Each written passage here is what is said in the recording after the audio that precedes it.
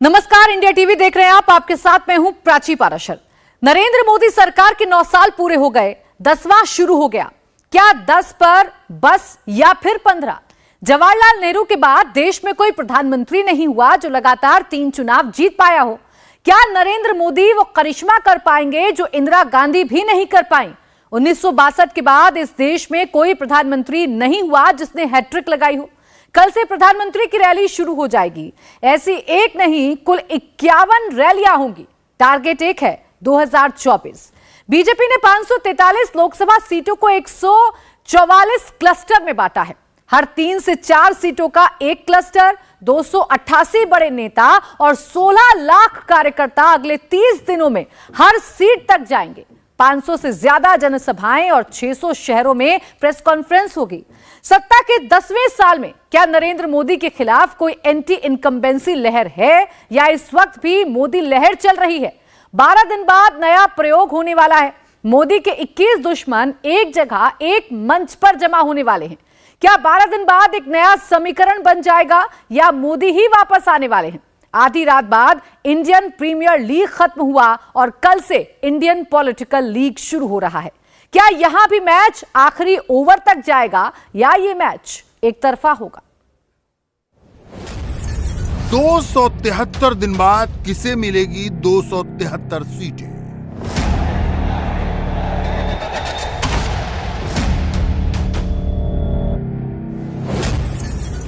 मोदी सरकार के 9 साल पूरे हुए, 10वें साल में क्या होगा?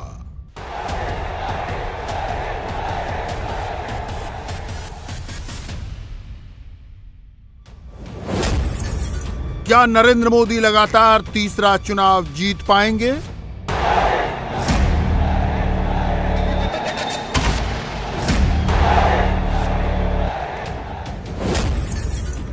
क्या राहुल गांधी का प्लान ममता बनर्जी ने बिगाड़ दिया? अब तक केजरीवाल से न मिलना क्या राहुल गांधी की सबसे बड़ी भूल है?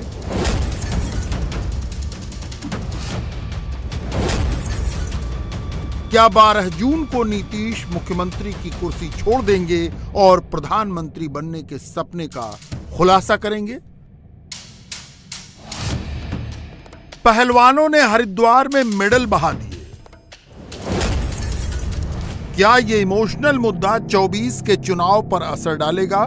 हमारा कुश्तीगीर है, वो लोगों ने उसको इतना पिटाया, इतना उसका साथ मारपीट किया कि हमारा देश का सम्मान आज मिट्टी में लुट गया। तो मैंने वो लोगों के साथ बात किया था दोपहर को कि मैं बोला कि आप लोगों के साथ में हम लोग हैं और आपका पूरा हम सपोर्ट करेंगे। आप जो मेडल जीता वो तो आपका परफॉर्मेंस के लिए, देश के लिए वो मेडल आपका गौरव का बात है। तो आप मूवमेंट कीजिए, हम भी हमारा आपका साथ है, हम भी सॉलिडारिटी पूरा है।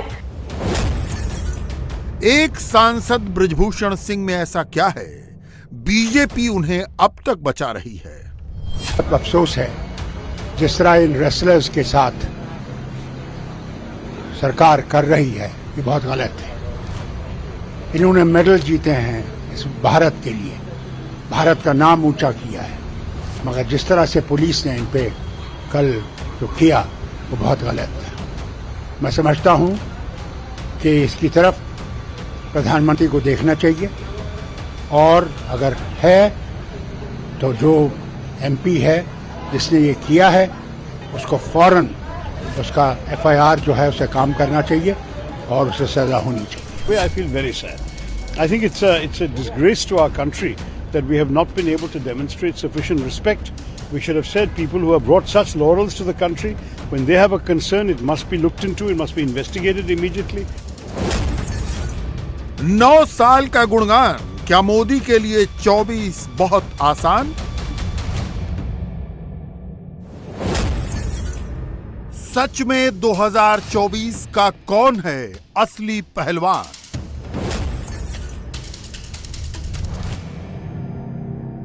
ये विषय वर्तमान में इन्वेस्टिगेशन के दायरे में है। कानून ये कहता है कि जब इन्वेस्टिगेशन चल रही हो तो निष्पक्ष जांच होनी चाहिए। हस्तक्षेप करना गैर कानूनी है और अगर आप ये चाहती हैं कि मैं कानून का उल्लंघन करूं तो ये मेरे लिए संभव नहीं है। मैं समझती हूं कि विपक्षी दल और विशेषतः कांग्रेस पार्टी इस विषय में अपनी राजनीति करना चाहती है। 24 के लिए अगर मगर इफ एंड बट के साथ कांग्रेस ने एक नंबर दिया है 400 सीट। कांग्रेस के नेता और पूर्व गृह मंत्री पी चिदंबरम की थियरी है, अगर बीजेपी विरोधी सारी पार्टियां हाथ मिला लें तो लोकसभा की 543 सीटों से 400 सीटों पर विपक्ष का कॉमन कैंडिडेट खड़ा किया जा सकता है। विपक्ष का कॉमन कैंडिडेट मतलब बीजेपी के खिलाफ सारी पार्टियों का एक ही कैंडिडेट। 400 सीटों पर 1 on 1 फाइट, 400 सीटों पर बिल्कुल आमने सामने की लड़ाई। 543 में से 400 सीटों पर कॉमन कैंडिडेट खड़ा करना कांग्रेस के लिए बेस्ट केस सिनारियो है। यानी कांग्रेस भी मानती है कि चाहे जो भी हो जाए 143 सीटों पर विपक्ष की एकता नहीं बन पाएगी। सवाल है कि क्या एंटी मोदी मोर्चा को जोड़ने वाला फेविकोल मिल गया है या 2024 में भी 2019 वाली कहानी ही रिपीट हो। जब बात नहीं बनी तो सब कहने लगे फलां तो बीजेपी की बी टीम है। तो ये चिदंबरम साहब को थोड़ा सा मैं समझता हूं ऐसे बयान देने से पहले, और वो 400 सीटों की बोल रहे भाई साहब, आज स्थिति ऐसी है कि कांग्रेस पार्टी की लोकसभा में जहां पे लीडर ऑफ ऑपोजिशन होना चाहिए वो 10% जिसकी है, दोनों हाउसेज में मिला के उसके 100 तो मेंबर्स है नहीं, और थोड़ी सी कर्नाटक में जरूर उनको बूस्ट, उनको ईगो को मिली है, पर स्टेट इलेक्शन और सेंट्रल इलेक्शन जो होती है जनरल इलेक्शन लोकसभा के लिए, वो they are quite different in terms of content and process. Modi को सत्ता से हटाने वाला मोर्चा कहां जोड़ रहा है, कहां टूट रहा है, किस राज्य में मोर्चा बन रहा है, कहां नहीं बन रहा। यह समझने के लिए सबसे पहले आपको पश्चिम बंगाल लेकर चलते हैं, जहां 3 महीने पहले तक विधानसभा में कांग्रेस का स्कोर 0 था। उपचुनाव के बाद कांग्रेस का स्कोर 1 हुआ, अब फिर से 0 हो गया। मुर्शिदाबाद के सागर दीघी उपचुनाव में जीते कांग्रेस के एमएलए बायरन बिस्वास टीएमसी में शामिल हो गए।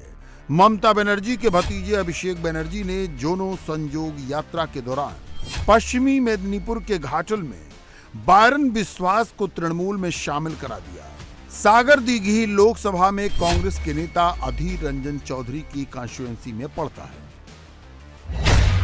जहां 65% मुसलमान। वहां उपचुनाव में कांग्रेस की जीत से सबसे ज्यादा जोश में अधीर रंजन चौधरी ही थे। अब ममता ने कांग्रेस का विधायक तोड़ा है तो सबसे ज्यादा गुस्से में भी अधीर रंजन चौधरी ही हैं। दुर्भाग्य की बात यह है कि कुछ क्षेत्रीय दलों ने ये सोचते हैं कि कांग्रेस पार्टी अछूत है। मोदी को सत्ता से हटाने के लिए विपक्ष की जेब में जो 63% वोट है, अगर इसको हम इस्तेमाल करें, एकजुट हो, लामबंद हो, तो मोदी जी सत्ता पे नहीं रह सकते। क्या ऐसे में कांग्रेस ममता बनर्जी के साथ हाथ मिला पाएगी? जिस पार्टी का स्कोर 0 है, ममता बंगाल में उसे कितना भाव देंगी? याद कीजिए, जिस दिन कर्नाटक का रिजल्ट आया था, विपक्षी एकता के लिए सबसे बड़ा पॉलिटिकल शिफ्ट ममता बनर्जी ने ही दिखाया था। 13 मई को ममता का फॉर्मूला यह था, रीजनल पार्टियां उन राज्यों में कांग्रेस का सपोर्ट करें जहां कांग्रेस मजबूत है। बदले में कांग्रेस को उन राज्यों में रीजनल पार्टियों की मदद करनी होगी जहां रीजनल पार्टियां बीजेपी को चुनौती दे रही हैं। ममता ने जिस दिन ये कहा, उसी दिन से अभिषेक बनर्जी की यात्रा शुरू हो गई। अभिषेक बनर्जी की यात्रा से कांग्रेस ही कमजोर हो रही है, यानी मोदी के खिलाफ मोर्चा बनाने का चांस बंगाल में बहुत कम हो रहा है। আমরা যে কথাটা বলে এসেছি যে কংগ্রেস আর টিএমসি একই দল, পশ্চিমবঙ্গের মানুষকে বলবো, আজকে কংগ্রেসকে আপনারা ভোট দিয়েছিলেন, দেখলেন তো কি হলো, সেই ক্যান্ডিডেট চলে গেল টিএমসিতে। नीतीश कुमार ने 12 जून को पटना में ऑल अपोजिशन मीटिंग बुलाई तो सबसे पहले ममता बनर्जी ने ही कंफर्मेशन दी, लेकिन ऐसी कंफर्मेशन का फायदा क्या जब आपस में ही एक दूसरे के विधायक तोड़ने लगे। मोदी विरोधी अलायंस की दिक्कत यह है कि रास्ता खुलता है फिर बंद हो जाता है, जब कोई खिड़की दिखती है वो भी बंद हो जाती है। जो बंगाल में हो रहा है वही दिल्ली और पंजाब में हो रहा है।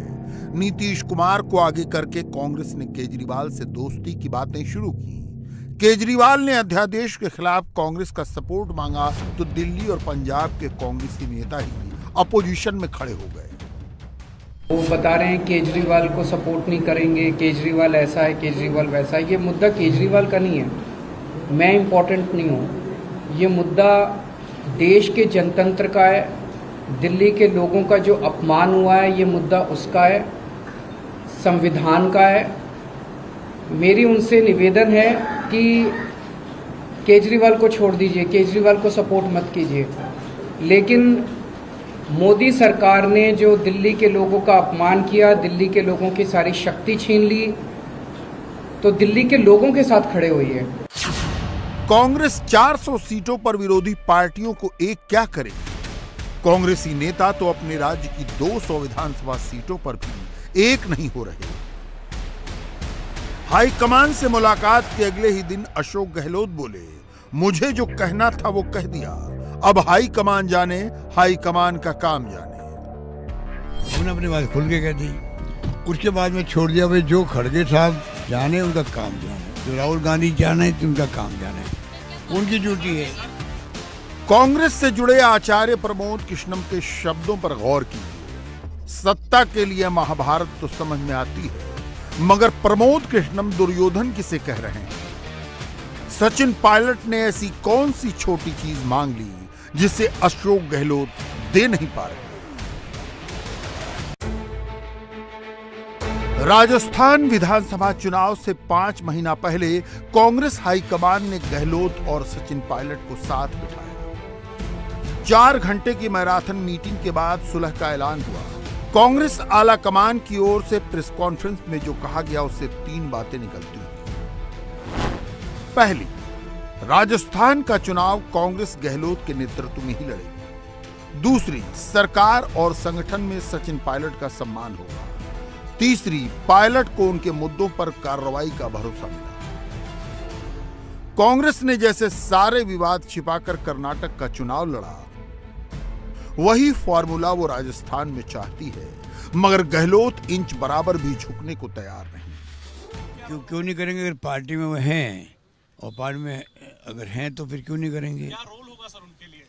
ये रोल की भूमिका हमारी नहीं होती है, रोल की भूमिका हाईकमान की होती है। कौन क्या रोल दे, किस प्रकार से हम जीत के आए हैं, उसके अंदर मैं मेरी भूमिका रखूं, इम्पोर्टेंट वो मैं रख रहा हूं। और जो मुझसे हो सकता था, मैंने 5 साल के अंदर गवर्नेंस देने में, योजना बनाने में मैंने कमी नहीं रखी है। राजस्थान पूरा प्रदेश जानता है। अब चाहे मोदी जी आओ और चाहे अमित शाह जी आओ, मेरा दावा है कि जनता सच्चाई समझ जाएगी कि भाई काम किसने किया। मुझे लगता है इस बार मैं सफल हुआ हूँ और जनता इस बार मुझे लगता है कि इस बार सरकार रिपीट कर सकती है। वैसे तो माई बाप जनता ही है, वो फैसला करेगी, वो मंजूर होगा। मुझे एहसास होता है जब मैं जाता हूँ दौरे में और जो लोग मुझसे मिलते हैं, जिस प्रकार से मैं जगह जगह रुकता भी हूँ, बात करता हूँ उनसे, मीटिंग करता हूँ, तो मुझे ऐसा लगता है कि इस बार लोग मुझे वापस रिपीट करके बताएंगे। कांग्रेस हाईकमान अपने नेताओं को भी और विपक्षी पार्टियों को भी हाल के कुछ सर्वे दिखाता है। ऐसा ही एक सर्वे कहता है कि राहुल गांधी की पॉपुलैरिटी बढ़ रही है और नरेंद्र मोदी से उनका फासला घट रहा है। आप उनसे पूछ रही हैं जो राहुल गांधी को लोकसभा में हरा चुके हैं, बीजेपी के एक सामान्य कार्यकर्ता से। और कह दूं कि 2019 में जब सर्वे आया था तो उस सर्वे में ये नहीं लिखा था कि राहुल गांधी हारेंगे, स्मृति ईरानी जीतेंगे। इसलिए जहां तक राहुल गांधी और सर्वे का सवाल है, I would take it with a pinch of salt, क्योंकि वो पॉलिटिकल एंटिटी है जिसको कई बार पैकेज, रीपैकेज और पीआर की दृष्टि से प्रस्तुत किया गया है। कांग्रेस जिस सर्वे पर भरोसा करती है वो कहता है अगर आज चुनाव हो गए तो कांग्रेस का वोट शेयर 2019 के 19% से बढ़कर 29% तक पहुंच सकता है। यही सर्वे कहता है कि अगर आज चुनाव हो गए तो बीजेपी का वोट शेयर 37% से बढ़कर 39% तक हो जाएगा। अब आपको भी लगता होगा कि कांग्रेस का वोट 10% बढ़ रहा है तो किसका वोट शेयर घट रहा है? बीजेपी का वोट तो घट नहीं रहा बल्कि 2% बढ़ ही रहा है। अगर सीएसडीएस के सर्वे को सच माने तो कांग्रेस उन्हीं पार्टियों के वोट काटेगी जिनके साथ वो दोस्ती गांठने की कोशिश कर रही है। महाराष्ट्र के एक अखबार का सर्वे शिवसेना और एनसीपी दोनों के लिए आंखें खोलने वाला है। इस सर्वे के मुताबिक अगर आज महाराष्ट्र में वोट पड़ जाए तो महाविकास अघाड़ी यानी कांग्रेस, राष्ट्रवादी कांग्रेस और उद्धव ठाकरे की शिवसेना को 47.7% वोट मिलेंगे और भाजपा शिंदे शिवसेना को 39.3% वोट मिलेंगे। ये नंबर महाविकास अघाड़ी की बाँछें खिला रहा है, लेकिन इसके डिटेल में जाएं तो पवार और ठाकरे के लिए मुसीबत खड़ी हो रही है। सर्वे के मुताबिक महाराष्ट्र में कांग्रेस को 19.9%, राष्ट्रवादी कांग्रेस को 15.3%, शिवसेना उद्धव गुट को 12.5% वोट मिल सकते हैं। 19 में जब 3 पार्टियों ने हाथ मिलाया तब शिवसेना सबसे बड़ी पार्टी थी, उसे मुख्यमंत्री की कुर्सी मिली थी। एनसीपी नंबर 2 की पार्टी थी, उसे डिप्टी सीएम की कुर्सी मिली थी और कांग्रेस नंबर 3 की पार्टी थी, उसे विधानसभा अध्यक्ष की कुर्सी मिली थी। ठाकरे सेना शुद्ध घाटे में है, कांग्रेस शुद्ध फायदे में है। महाविकास अघाड़ी के अंदर पावर बैलेंस करने के लिए ठाकरे सेना ने दावा कर दिया कि शिंदे गुट के 9 सांसद और 22 विधायक वापस उद्धव ठाकरे के पास आना चाहते हैं। ठाकरे ग्रुप की तरफ से लगातार दावा किया जा रहा है कि 9 सांसद और 22 विधायक वो कहीं न कहीं असंतुष्ट हैं, जो विस्तार नहीं हो रहा है या सरकार के कामकाज से वो ठाकरे के संपर्क में। भैया पूरा ठाकरे गुट ही असंतुष्ट है। आप क्या बात कर रहे हो? पूरा गुट असंतुष्ट है। वहाँ जितनी असंतुष्टि वहाँ पर है और कहीं नहीं है। कई लोगों ध्यान में शिवसेना के 16 विधायकों पर स्पीकर का फैसला आया नहीं और 22 विधायकों की घर वापसी का शिगुफा छिड़ गया। महाराष्ट्र में राजनीति से ज्यादा ये पर्सनल दुश्मनी का मामला हो गया है। एक मुख्यमंत्री जो शपथ लेने जा रहा है उसको रोका और कहा कि आप मुख्यमंत्री नहीं बनेंगे, आप डिप्टी सीएम, आपके जूनियर के नीचे। ऐसा आदमी सैटिस्फाइड हो सकता है क्या? नहीं।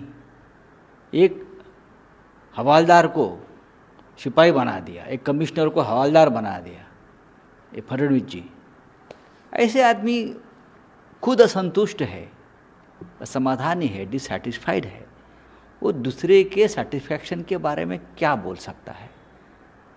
उनके चेहरे पे जो दिखता है वो उनके मन में नहीं है, वो दुखी आदमी है। लेकिन सेटिस्फैक्शन की बात करें तो आज महाराष्ट्र के राजनीति में सबसे दुखी, असंतुष्ट अगर कोई हो गए तो देवेंद्र फडणवीस जी है। महाराष्ट्र की तरह सीटों का झगड़ा बिहार में भी है। नीतीश और लालू की पार्टी के साथ कांग्रेस का महागठबंधन है। उस गठबंधन में 4 पार्टियां और हैं। 24 में सबको एडजस्ट करना है तो किसी न किसी को कुर्बानी देनी पड़ेगी। नीतीश और लालू दोनों चाहते हैं कि कुर्बानी कांग्रेस दे। 24 के लिए कांग्रेस बड़ा घेरा बना रही है, अपने लिए वो बड़ा रोल चाहती है। रीजनल पार्टियों को लगता है कि वोट तो हमारे हैं, इसलिए सीटें भी हमारी होनी चाहिए। दिल्ली की बेटी साक्षी की हत्या के बाद से पूरे देश में गुस्सा है। साहिल खान के लिए फांसी की सजा की मांग हर समाज के लोग कर रहे हैं, लेकिन आज एक ऐसे पीठाधीश्वर ने लव जिहाद के खात्मे की बात की जिसके लाखों फॉलोअर हैं, जिसके सत्संग में मध्य प्रदेश से लेकर बिहार तक लाखों लोग पहुंचते हैं। बागेश्वर धाम वाले बाबा धीरेन्द्र कृष्ण शास्त्री बाबा बागेश्वर ने कहा, खून तो खौल रहा है। बाबा ने कहा, लव जिहाद की दवा ढूंढनी पड़ेगी। लव जिहाद एक ऐसी प्रॉब्लम है जिसका पक्का सॉल्यूशन कानून भी नहीं है, क्योंकि यह मामला दो लोगों के बीच का होता है, एक धर्म का लड़का और दूसरे धर्म की लड़की। तो फिर इसका समाधान बाबा कैसे निकालेंगे, इस रिपोर्ट में समझिए। मैं भारत की प्रत्येक बहनों से प्रार्थना करूंगा, स्वप्न में भी किसी दूसरे धर्म का, क्योंकि वो कलावा बांध कर आएगा, तिलक लगाकर आएगा, फिर तुम्हें लव जिहाद का शिकार बनाएगा।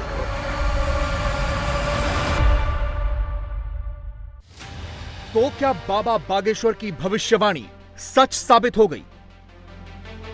क्या साक्षी नहीं जानती थी कि साहिल मुसलमान है?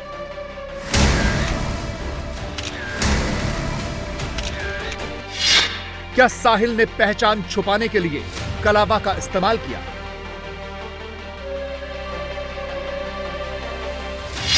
हाथ में कलावा और गले में रुद्राक्ष की माला, क्या यह छलावा था? शैतानों से ना डरूं शंकर, तूने सब कुछ दिया है बिन मांगे, कैसे तेरा शुक्र करूं शंकर। साक्षी हत्याकांड में कितने लोगों ने साहिल का साथ दिया? क्या साहिल ने जिन दो लोगों से बात की वो भी मुसलमान हैं? दिल्ली का साक्षी हत्याकांड और साहिल खान का कलावा वाला छलावा, क्या ये सब देखकर भी आपका खून नहीं खौलता?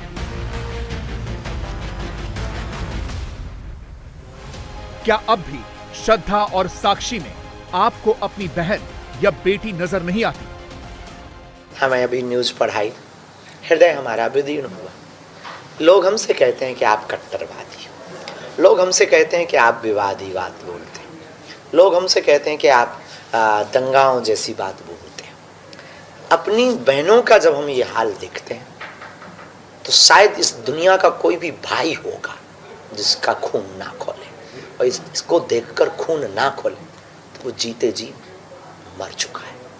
इसीलिए हम बोलते हैं, इसीलिए हम भरोसा सनातन पर करते हैं कि हमारा सनातन मारना नहीं, हमारा सनातन बचाना। दिल्ली में श्रद्धा वॉलकर के साथ जो आफताब ने किया, दिल्ली में ही साक्षी के साथ जो साहिल खान ने किया, अगर वो देखकर अब भी आपको लगता है कि आपका वाला आफताब या साहिल ऐसा नहीं है, तो आप 100% नहीं बल्कि 110% गलत हैं। अगर अब भी आपको लगता है कि लव जिहाद जैसा कुछ नहीं होता, तो आप भी बहुत बड़ी गफलत में जी रहे हैं। और अगर अभी तक आपने केरला फाइल्स जैसी स्टोरी से कुछ नहीं सीखा, तो समझ लीजिए कि साक्षी हत्याकांड आपके लिए लास्ट वार्निंग है,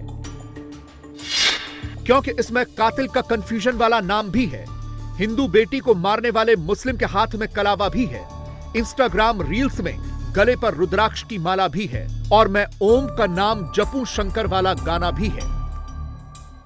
मतलब उम्र महज 20 साल की, काम एसी और फ्रिज मैकेनिक का, और टारगेट हिंदू बेटियों के साथ लव जिहाद का। श्रद्धा वॉलकर के केस में भी सिचुएशन सेम ही थी। श्रद्धा आफताब से अलग होना चाहती थी, और साक्षी के केस में भी सिचुएशन सेम है। साक्षी भी साहिल से अलग होना चाहती थी। नतीजा क्या हुआ? आफताब ने श्रद्धा वॉलकर के 35 टुकड़े किए, फ्रिज में स्टोर किए, फिर से एक नई हिंदू गर्लफ्रेंड भी बनाई, उसे भी वो उसी फ्लैट में लेकर आया जहां श्रद्धा का मर्डर हुआ था। और साहिल ने भी साक्षी को 16 बार चाकू मारा, 5 बार पत्थर से मारा। गौर करने वाली बात, इतने पर भी साहिल को पछतावा नहीं हुआ। मतलब बाबा बागेश्वर ने जो कहा उस पर भले ही सवाल उठा, बाबा का विरोध भी हुआ, बाबा पर भड़काऊ भाषणबाजी का आरोप भी लगा, लेकिन आज वो सच साबित हुआ है। वो बेटी का हमें याद आ रहा बार बार, वो बिटिया दिल्ली में श्रद्धा, एक विधर्मी दूसरे धर्म के व्यक्ति आफताब जिसका नाम था, उससे उसने प्रेम किया। और पता है क्या दुर्दशा हुई? 35 टुकड़े किए गए हैं, 35 टुकड़े।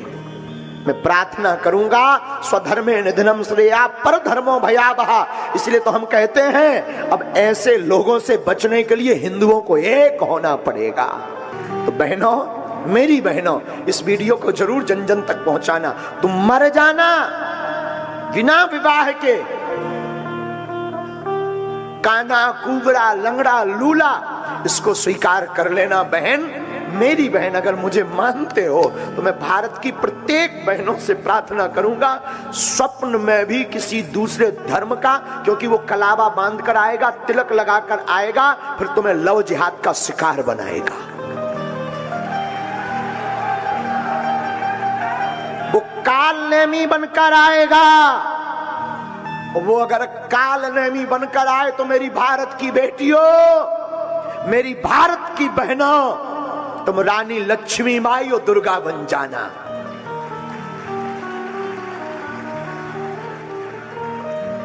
तुम्हें अब रानी लक्ष्मीबाई बनना पड़ेगा।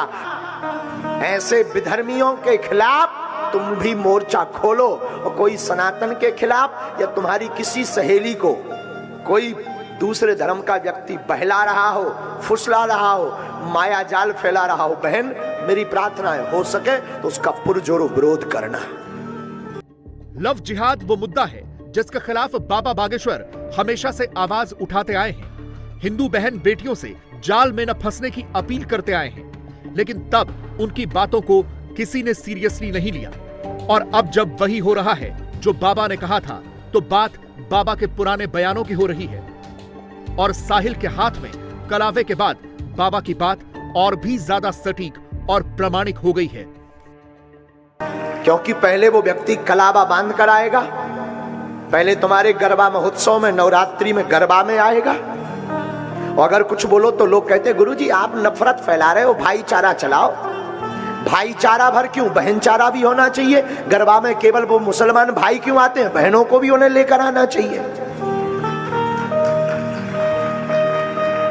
भाईचारा भर क्यों, भाई बहन चारा चलाओ, वो भी लेकर आए गरबा में, वो भी अपनी माताओं को, अपनी बहनों को लाएं। हमारी बहनें जाती हैं गरबा में, महोत्सव में, वो भी लेकर आए। लेकिन नहीं, अगर कुछ बोलो तो कहते गुरुजी तो आग फैलाते हैं। भाषण ठटरी के परे न कटा। और अब हिंदुओं की बहनों को जगना पड़ेगा। इन लोगों का एक सेकुलरिज्म है, एक फंडा है। भोली भाली हिंदुओं की बेटियों को के चक्कर में फंसा करके बलात् रूप से दुर्दशा करवा करके फिर उनकी हत्या करना कितनों की नहीं हुई। ये कोई नया कांड नहीं है, कितनों की नहीं हुई। मेरी बहनों तुम मर जाना, भूल करके भी दूसरे धर्म के व्यक्ति के ऊपर भरोसा मत करना।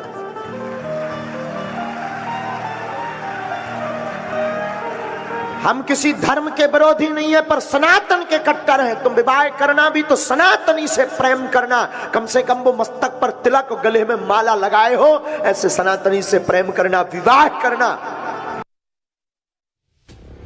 हिंदुस्तान में लव जिहाद जैसे मुद्दों पर बोलने वाले संतों को कट्टरपंथी बताया जाता है। सो कॉल्ड सेकुलर गैंग ऐसी बातें करने वालों का विरोध करती है। भाईचारे की बात की जाती है, लेकिन जब साक्षी को चाकुओं से गोदा जाता है, पत्थरों से कुचला जाता है, श्रद्धा जैसी बेटियों के 35 टुकड़े करके उन्हें फ्रिज में स्टोर किया जाता है, साहिल और आफताब जैसे हैवान हिंदू बेटियों का ऐसा हश्र करते हैं, तो कोई भी सेकुलर ट्विटर पर नहीं आता, किसी का कमेंट नहीं आता।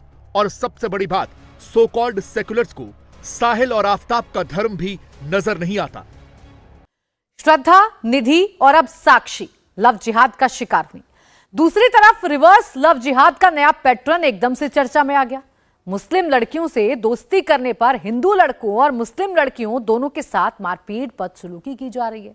लव जिहाद और रिवर्स लव जिहाद दोनों के वीडियो खुलेआम सर्कुलेट हो रहे हैं। दोनों ही पक्ष एक दूसरे पर आरोप लगा रहे हैं। दोनों प्रॉब्लम सॉल्व नहीं कर रहे, दोनों अपनी अपनी आर्मी की बात कर रहे हैं, झगड़ा कर रहे हैं, पॉलिटिक्स कर रहे हैं। लव जिहाद के नैरेटिव के सामने रिवर्स लव जिहाद का काउंटर नैरेटिव खड़ा कर दिया जा रहा है। दोनों तरफ के कट्टरपंथी और ओपिनियन मेकर समस्या को सुलझाने की बजाय उकसाने का रास्ता बता रहे हैं। क्या प्राइवेट आर्मी बनाकर, मारपीट करके, वीडियो बनाकर इसका इलाज किया जा सकता है? एक डिटेल रिपोर्ट आपको दिखाते हैं।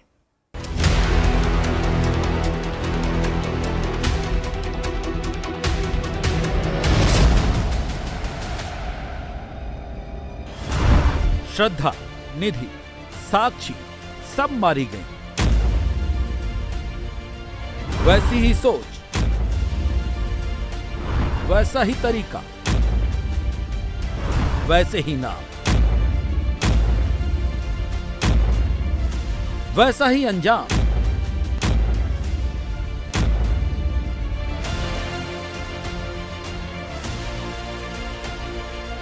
हिंदू लड़की, मुस्लिम लड़का, पहले मोहब्बत का झांसा, फिर जबरन शादी की कोशिश, फिर धर्म बदलने की धमकी, नहीं माने तो काम तमाम।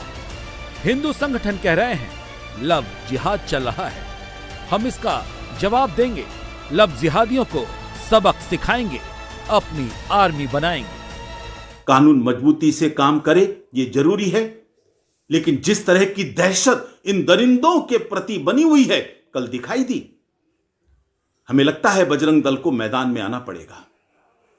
हमें रोमियो स्क्वाड बनाने पड़ेंगे जो इस प्रकार के दरिंदों को पकड़कर कानून के हवाले करें, और जो भी परिस्थिति होगी उसके लिए ये मौलवी और नेता ही जिम्मेदार होंगे जो इनको बढ़ावा देते हैं।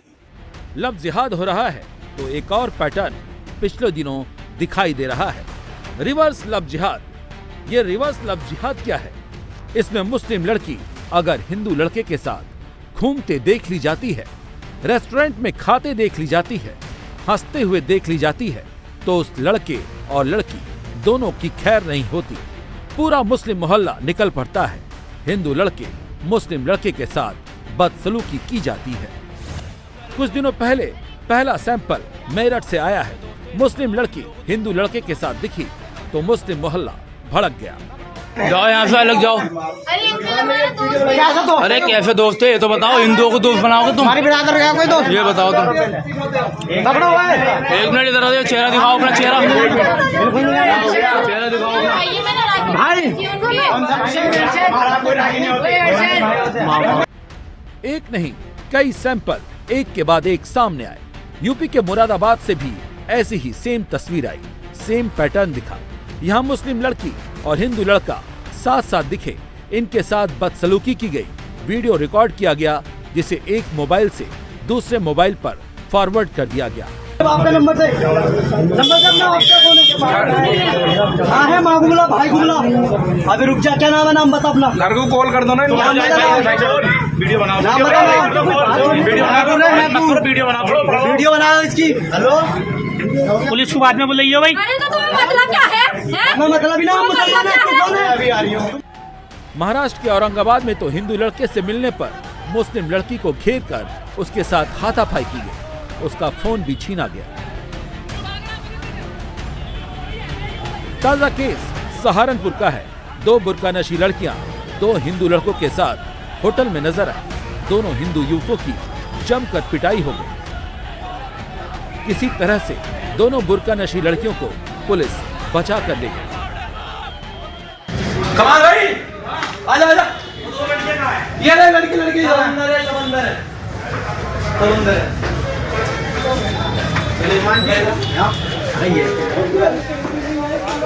दीवान जी यहाँ से निकालो, यहाँ। अरे भाई मुझे क्यों ले रहा है? कौन है? ओ भाई ए न्यूज़ वालों, हेलो खामोश खामोश रहो भाई। और लगा मैं हाथ देके ना कलेजा खींच लूं तेरा, बिल्कुल खामोश। हाँ। ये सब उल्टे काम करो जब नहीं दिखाई देता तुम्हें। इंदौर में हिंदू युवक और मुस्लिम युवती के साथ होटल में खाना खाने की खबर मुस्लिम मोहल्ले में पता चली। खाना खाकर लौटते वक्त हिंदू लड़के को जमकर पीटा गया।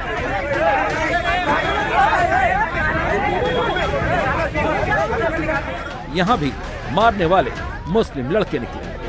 रिवर्स लव जिहाद क्या होता है और ये वायरस किस कदर फैल रहा है?